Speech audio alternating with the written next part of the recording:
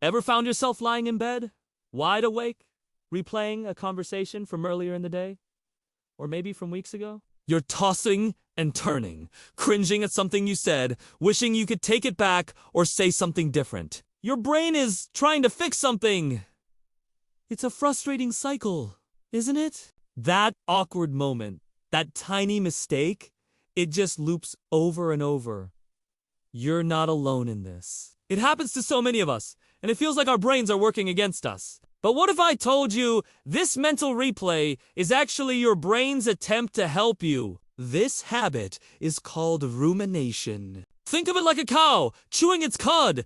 It just keeps bringing the same thing back up to chew on it again and again. That's what your mind is doing with these memories. It's not trying to torture you. It's trying to process an experience that felt unresolved or threatening in some way. Maybe you felt misunderstood, embarrassed, or like you failed. Your brain flags that moment as a problem that needs solving. So, it hits the replay button, hoping that if it just goes over it one more time, it'll find a solution, a different outcome, a way to prevent it from ever happening again. It's a built-in survival mechanism, designed to help us learn from our social interactions. So, what's happening in your brain during these late-night movie marathons? When you experience something socially stressful, your brain's threat detection center, the amygdala, lights up. Later, when you're trying to relax, your prefrontal cortex, the part of your brain responsible for problem solving, gets to work. It pulls that memory from storage and starts analyzing it from every angle. It's asking, what went wrong here?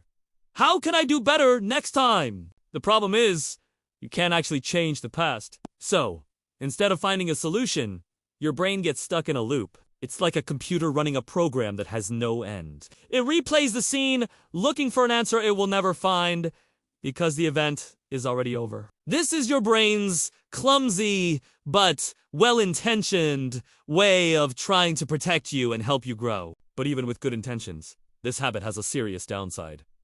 The most immediate impact is on your sleep. Your brain needs to be calm to drift off, but rumination keeps it on high alert, creating a state of mental stress. This can lead to insomnia and leave you feeling exhausted the next day. Over time, this constant self-critique can feed into anxiety. You start to dread social situations, worried you'll say or do the wrong thing again. It chips away at your self-esteem, making you feel insecure and overly critical of yourself. You start believing the narrative that you're awkward or not good enough, all because your brain is stuck on a few isolated moments. It's a cycle where anxiety fuels rumination, and rumination fuels more anxiety. If this sounds like you, please hear this.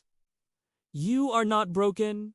You are not weird or obsessive. Your brain is simply trying to heal and protect you in the only way it knows how. Recognizing this is the first step. When you catch yourself replaying a conversation, gently remind yourself, my brain is just trying to help. This simple act of self-compassion can break the cycle. Instead of fighting the thoughts, acknowledge them, and then gently redirect your focus to your breath or the feeling of your blanket. Remember, your brain is trying to fix something that's already in the past. Your power lies in the present moment. You're not broken. You're just trying to heal. Thanks so much for watching. If this resonated with you, consider subscribing for more content on understanding your mind. Take care.